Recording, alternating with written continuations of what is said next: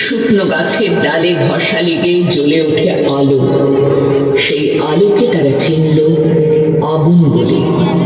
এই আগুন আবিষ্কার মানুষের সভ্যতাকে এগিয়ে নিয়ে যাবার সব থেকে গুরুত্বপূর্ণ সূচক, মানব সভ্যতার সব থেকে কার্যকরী আবিষ্কার।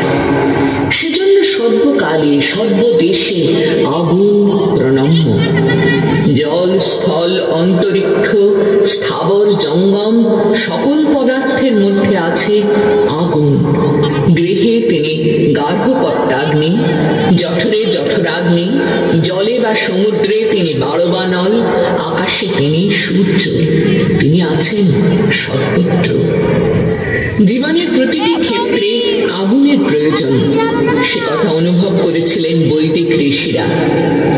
শ্রদ্ধা বিস্ময়ে অভিভূত সেই ঋষিরা আগুনকে আরাধনা করেছেন, প্রণাম জানিয়েছেন সেই লোহিত বর্ণ, পিঙ্গল নয়ন, রুদ্রাক্ষধারী অন্তর্জ্যোতি ঐশী শক্তিকে। অগ্নি আছেন যজ্ঞবেদীতে, তিনি দেবতাদের মুখ। দুটি অরণি কাষ্ঠের সংঘর্ষে অগ্নিদেবের জন্ম। প্রণাম সেই অতি পুরাতন অতি নবীন অগ্নিকে। জ্বেলেছে আগুন পূর্ব ঋষিরা, জ্বালবে আবার অধুনাতনেরা। এখানে আনন বয়ে সে আগুন দেবদূতি সম্ভার।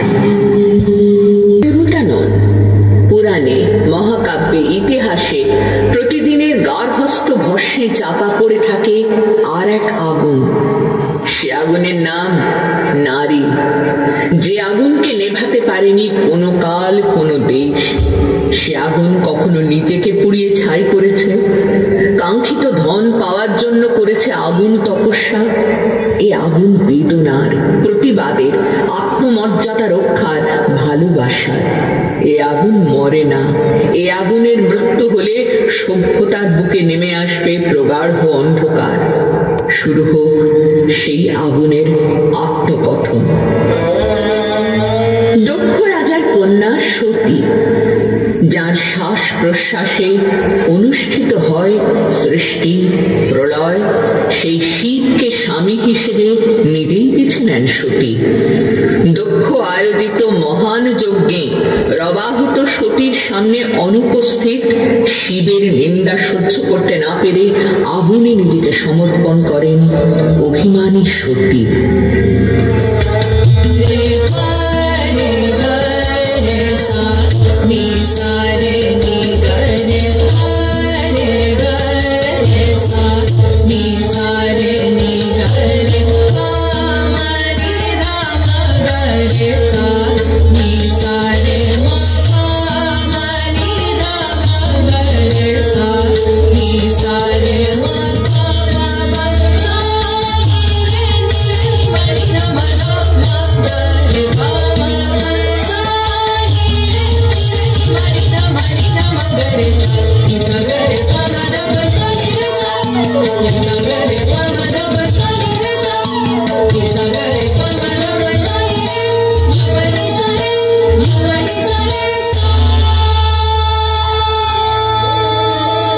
পরের জন্মে সতীর জন্ম হিমালয় মেনকার ঘরে।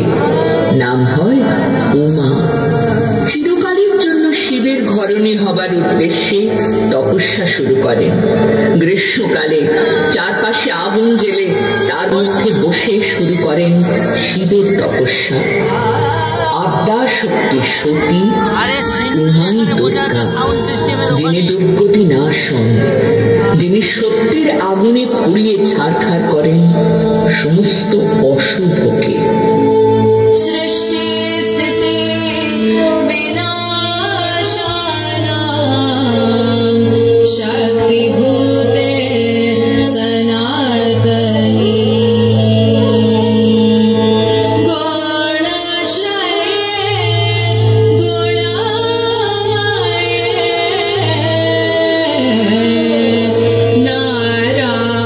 नारायणी नमोस्तुते।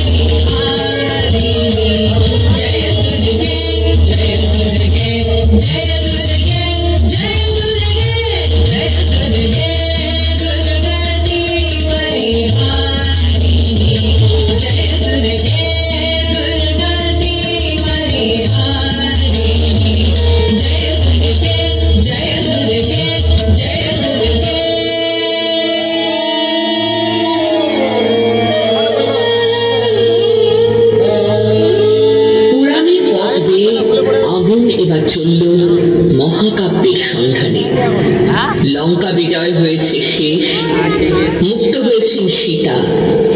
এবার দেখা হবে স্বামীর সঙ্গে।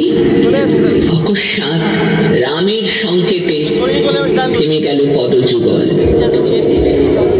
আজ আমি লঙ্কা থেকে ফিরে এলাম আপনার কাছে, কিন্তু আপনি এ কি বললেন? সীতা, তুমি দিব্যরূপা। তোমার রূপ দেখে ও লোকটা তোমাকে হাতে পেয়ে নিশ্চয় অধিক কাল ধৈর্য ধরেনি। তুমি পরপুরুষের অঙ্কে নিপীড়িত হয়েছ। আমি যদি তোমাকে গ্রহণ করি, কি বলবো আমার প্রজাদের? হে রাম, আমি সীতা, আমি অগ্নি। আপনি শুনে রাখুন, অগ্নি কখনো অগ্নিকে দগ্ধ করতে পারে না। অযোধ্যার মানুষ আমাকে কন্যা বলে জানে, ধাত্রী বলে জানে, মা বলে জানে। আজ আমি কোটি কোটি ভারতবাসীর মা। আজ আমি কোটি কোটি দুঃখী বাবার মেয়ে। সীতা লক্ষ্মণকে বললেন অগ্নিকুণ্ড জ্বালাতে। নত মুখে দৃঢ় পদক্ষেপে তিনি এগিয়ে গেলেন আগুনের দিকে। হে পবিত্র উজ্জ্বল সূর্যকান্তি, এসো। হে অগ্নি, হে মহাতেজ, এসো। হে সর্বলোকের সাক্ষী বিশুদ্ধ অগ্নিদেব, তোমার কোলে আমায় আশ্রয় দাও। এমন মহাভারতের পাতায় কত যে রাজকন্যার ভিড়। মনে করে সেই রাজকন্যাটির কথা। স্বামী জন্ম থেকে অন্ধ জেনে বিয়ের পর থেকে সারা জীবন নিজের দৃষ্টিকে আবদ্ধ রেখেছিলেন। শতপুত্রের মৃত্যু যন্ত্রণা সহ্য করতে হয়েছিল যে জননীকে। তিনি গান্ধার রাজার কন্যা, তিনি গান্ধারী।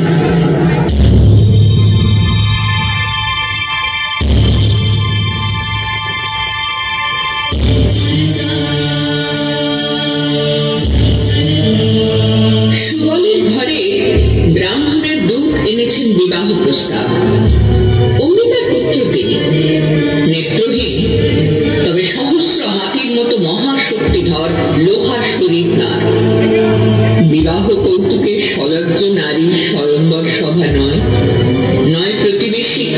অবন্তী রাজার বিবাহ প্রার্থনা।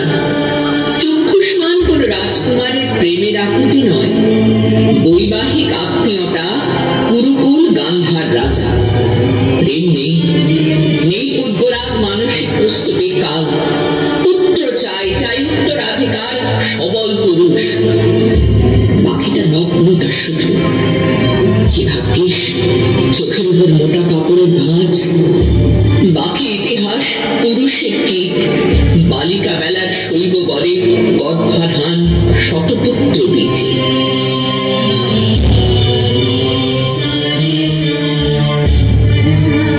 কুরুবৃদ্ধগণ, যার কোনো দৃষ্টি নেই, তিনি অসম্পূর্ণ মানবের রূপ। রাজার আসন অন্ধকার করে থাকা জগদ্দল ছাড়া আর কিছু নয়। আর্যাবর্তে বীর শ্রেষ্ঠ ভীষ্মের প্রতাপে মেরুদণ্ডহীন সুবল শকুনি আমাকে অন্ধের হাতে তুলে দিয়েছিল। সেখানে হয়েছে কোন ধর্মের বিচার? ধর্মটি যে কুন্তি যদি রাজমাতা হয়, আমি জ্যেষ্ঠা কুরুকুল বধূ, আমার সন্তান হবে পথের ভিখারি? রাজার ঔরসজাত রাজকন্যা আমি, রাজ রক্ত রাজ তেজ আমার শরীরে। উদরের স্ফীতি আমি নিজেই মুছেছি এক প্রবল প্রহারে।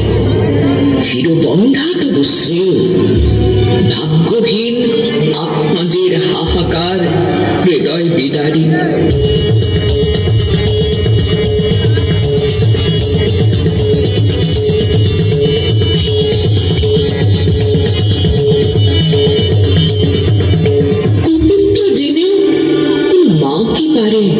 সন্তানকে ফেলে দিতে বাঘের থাবায়?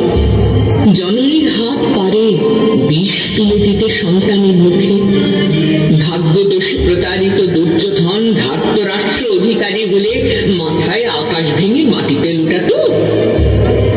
দুর্যোধন আজ যত পাপে পাপে কালো, তার বহু ভাগিদার আছে। হস্তিনার রাজপ্রাসাদের প্রতি আনাচে কানাচে। বিদ্রোহী পুরুষের ভিড়ে আজ যদি মাথা তোলে 100 বিদ্রোহী বালক, জানি তারা উদ্ধত দুর্মতি, তবে নিজেদের বীজে বলিয়ান।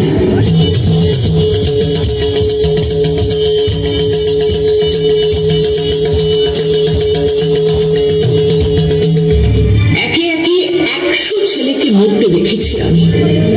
দেখেছি পাপের মৃত্যু, দেখেছি কপট বীর্য মহাযোদ্ধাদের অষ্টাদশ দিন ব্যাপী।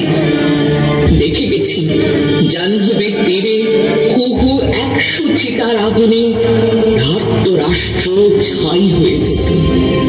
কত প্রতারণা, কত চিহ্ন বিঁধে গেছে মনের ভেতরে। আজ তর্পণের শেষে স্তব্ধ গঙ্গা তীরে পুত্রহীনা এই নারী প্রতিশোধ চায়, চায় প্রত্যাঘাত। শুধু একবার মন থেকে সরে যাক ন্যায়ের শাসন। জনার্দন, শুধু তুমি পারতে না ভ্রাতৃহত্যাহীন সমাধান এনে দিতে কুরু ও পাণ্ডবে? অক্ষৌহিনী সেনাপতি, তোমার তো জানা ছিল যুদ্ধহীন পথ। কার ইশারায় উরুভঙ্গ হলো আমার ছেলে? কার অঙ্গুলি হেলানে নিষ্পুরুষ কুরু বংশের হাহাকার আকাশে বাতাসে বাজে? পাঞ্চজন্য বুকে যুযুধান 2 শিবিরের মাঝে তুমি দাঁড়ালেই থেমে যেত বংশ উজাড় করা গীতি হত্যা, নররক্তপাত। অবিমৃষ্যকারী দুর্যোধন যদি অপরাধী হয়, তুমি বলো বিশাল বুদ্ধির বাসুদেব ধর্মযুদ্ধ কলুষিত করা অপরাধ নয়? যেভাবে গান্ধারী আজ নির্বংশ হল মথুরা নগরপতি, তুমিও হারাবে সব স্বজন বান্ধব যত যদুকুলে আছে।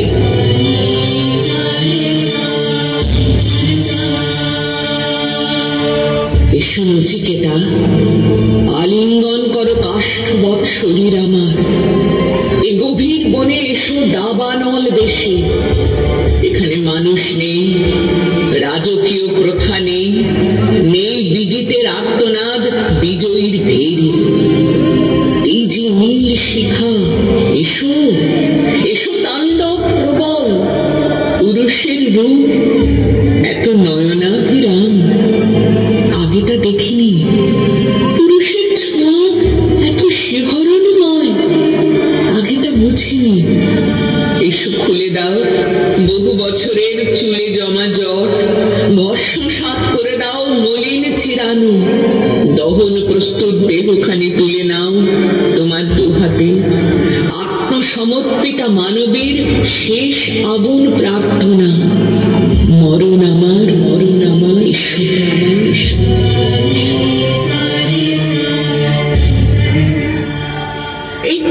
এই মহাভারতেই তো আছেন আর এক রাজকন্যা। পঞ্চস্বামী থাকলেও রাজসভা মাঝে শত শত লালা ঝরানো চোখের সামনে যার কাত্রবসনের টান পড়ে, যজ্ঞের আগুন থেকে জন্মানো সেই নারী যাজ্ঞসেনী।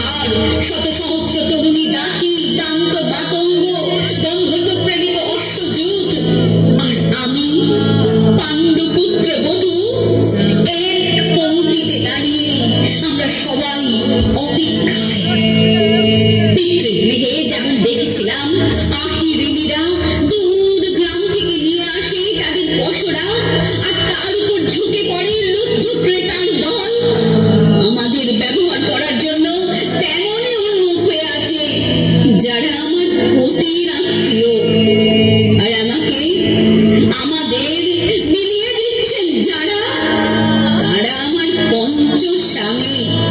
বিবাহের মঙ্গলসূত্র হাতে বেঁধে যারা একদিন আমার উপর নিয়ম সিদ্ধ করেছিলেন তাদের অধিকার। শোক নয়, লজ্জা নয়, এই রাজগৃহে দাঁড়িয়ে আমি জানলাম প্রেম নয়, শ্রদ্ধা নয়, অধিকার নয়, নারী শুধু প্রয়োজনে।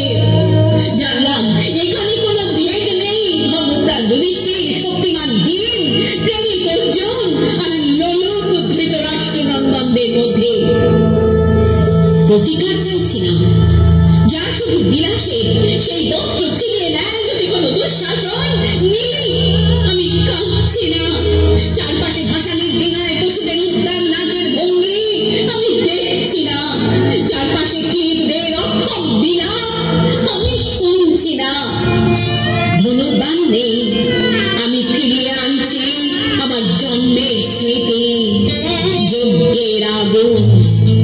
দ্রৌপদী নই পাঞ্চালী, নই ভরত কুলবধূ, আমি কৃষ্ণা, যজ্ঞাগ্নি সম্ভূতা, শুধু নারী এক।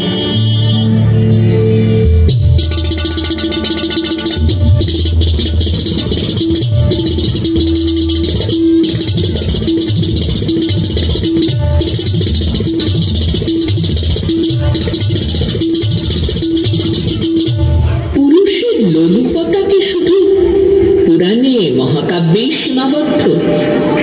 রাখল হাসি মুখে অগ্নিস্নান।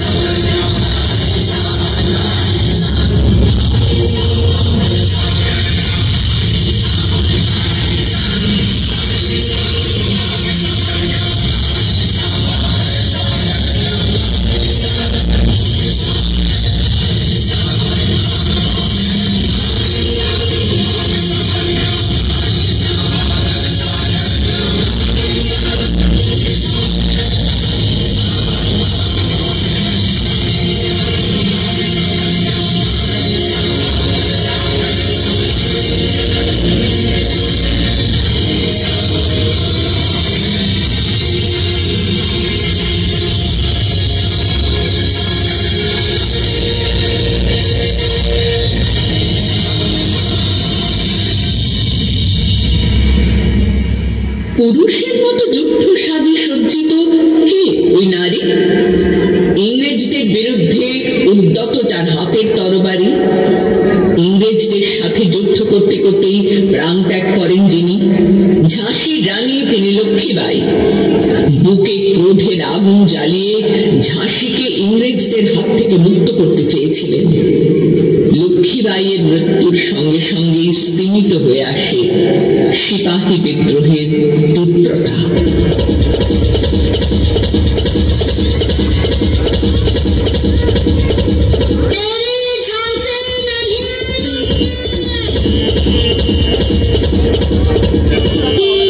ঝাঁসির রানী লক্ষ্মীবাই, যার হাতের স্পর্শে কাঠ হয়ে যেত তরবারি, পাহাড় হয়ে যেত গতিচঞ্চল ঘোড়া, বিদেশি নাগপাশের বিরুদ্ধে প্রথম সচেতন বিদ্রোহের আর এক নাম ঝাঁসি কি রানী।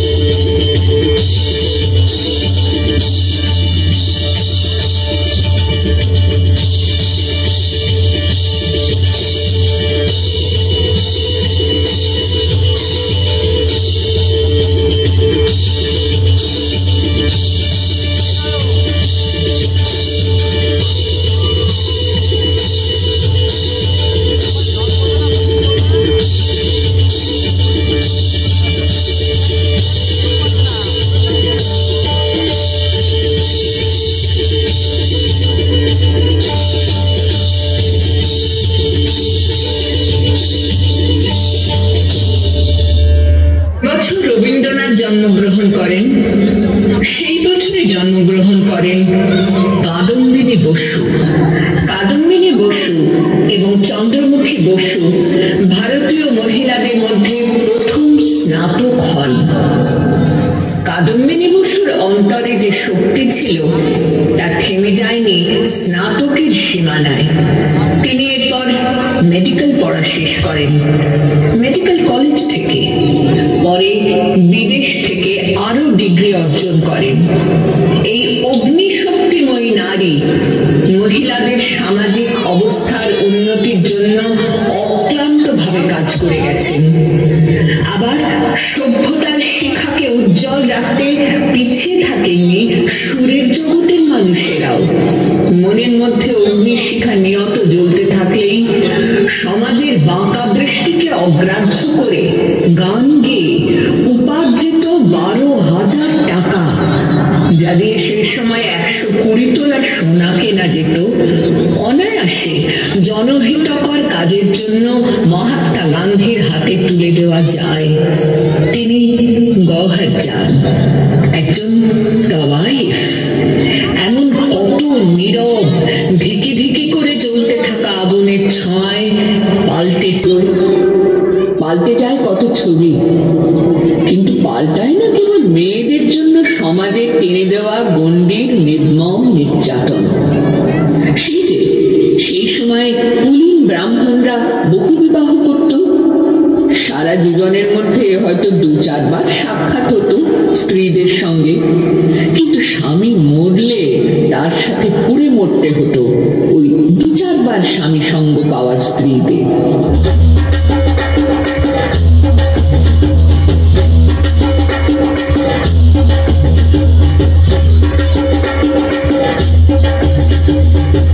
শুনতে পাচ্ছেন বাঁচার জন্য আত্মচিৎকার?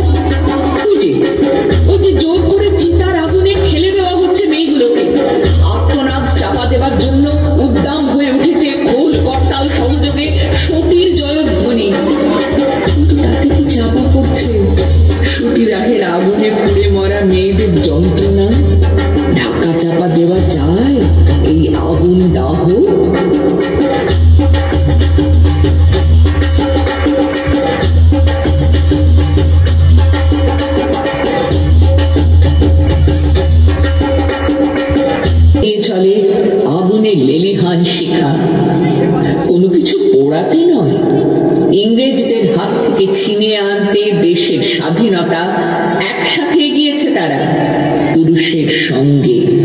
তারা অগ্নিযুগের কন্যা। কিন্তু স্বাধীনতার জন্য যারা সব দিলেন, ইতিহাস পরীক্ষার প্রশ্নপত্রে তাদের মধ্যে কয়েকজন কোনো ক্রমে আত্মরক্ষা করে চলেছেন। বাকিরা কোথায়? এই প্রশ্নের উত্তরপত্র একেবারে সাদা। সরলা দেবী চৌধুরানী, প্রীতিলতা ওয়াদ্দেদার, মাতঙ্গিনী হাজরা, এ নামগুলো চেনা। কিন্তু এরা বহন করে চলেছেন যাদের উত্তরাধিকার, সে নামগুলো চেনা জানা নয়। ননিবালা দেবী, ডুকরিবালা দেবী, মোহিনী দেবী, এমন কত শত আগুনের স্রোত সময়ের নদীতে ভেসে গেছে। হরিদ্বারের গঙ্গায় বেওয়ারিশ লাশ হয়ে ভেসে থাকতে হয়েছে বীণা দাসকে। তবুও কি নেভানো গেছে সেই আগুনকে, যে আগুনের অন্য নাম নারী?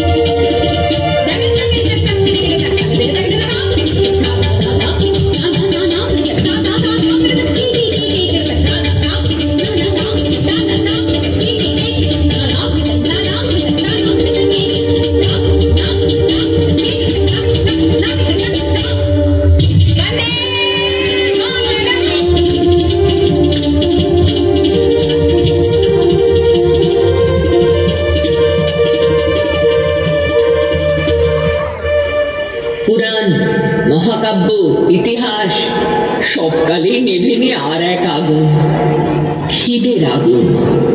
এই জঠরাগ্নিও নেভাতে পারে না, পারেননি কোন রাজতন্ত্র, কোন গণতন্ত্র।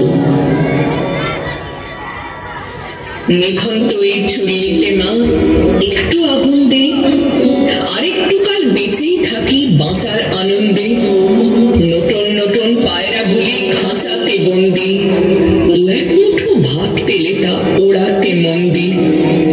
হায় তোকে ভাত দিই, কি করে যে ভাত দিই, হায় হায় তোকে ভাত দেব, কি দিয়ে যে ভাত দেব, হায়। নিভন্ত এই চুল্লি তবে একটু আগুন দে, হাড়ের শিরায় শিখার মতন মরার আনন্দে। দুপারে দুই রুই কাতলার মারো নিফন্দি, বাঁচার আশায় হাত হাতিয়ার মৃত্যুকে মন্দি। ডরবি না ডরবি না জমকে সামলায়, ঢাল চকচকে খাওয়া দেখছো না হামলায়, যাসনি ও হামলায় যাসনি। কান্না কন্যার মায়ের ধমনীতে আকুল ঢেউ তোলে জলে না, মায়ের কান্নায় মেয়ের রক্তের উষ্ণ হাহাকার মরে না। চলল মেয়ে রণে চলল, বাজে না ডম্বরু, অস্ত্র ঝনঝন করে না, জানলো না কেউ তা। চলল মেয়ে রণে চলল, পেশির দৃঢ় ব্যথা, মুঠোর দৃঢ় কথা, চোখের দৃঢ় জ্বালা সঙ্গে। চলল মেয়ে রণে চলল,